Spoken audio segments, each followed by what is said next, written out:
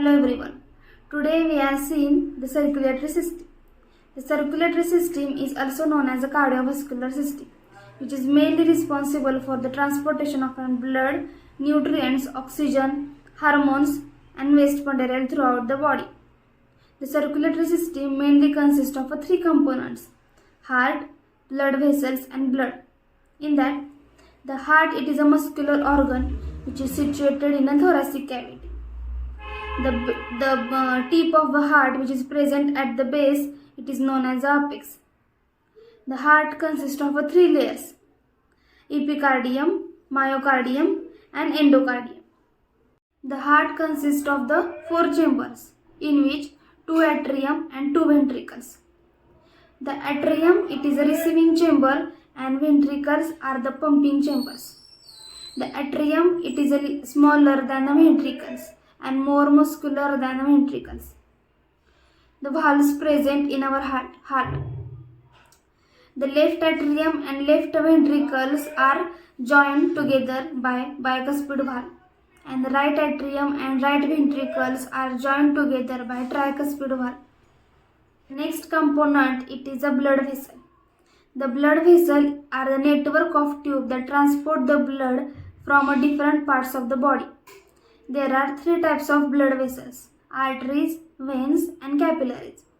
In that, arteries carries oxygenated blood away from the heart to the body, and the arteries are thick elastic walls, and that helps for maintaining the blood pressure. While the vein, it carries the deoxygenated blood and it's back to the heart from our body.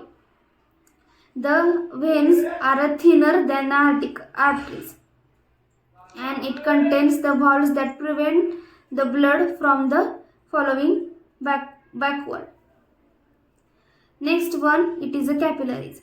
Capillaries are a thin-walled vessels that connects the arteries and veins. They allow the exchange of an oxygen, nutrients, waste product between the blood and surrounding tissue. Third component, it is a blood. Blood, it is a vital fluid that circulates throughout the blood vessels. There are the three components in a blood. First one, it is a red blood cells, white blood cells, and platelets. Plasma. The red blood cells, it contains the hemoglobin, the bind to the oxygen carries and to tissue and throughout the body. They also transport the carbon dioxide and waste product back to the lungs for the exhalation. White blood cells, WBCs. WBCs, it is a part of immune system, and that helps to defend the body against the various infections. Platelets. Platelets are the cell fragments that plays the critical role in a blood clotting. They help to stop the bleeding by forming the clots in a site of injury. The next component in a blood, it is a plasma. Plasma, it is a liquid component in a blood which carries the nutrients, hormones, waste product. It maintains the blood pressure and regulates the body temperature.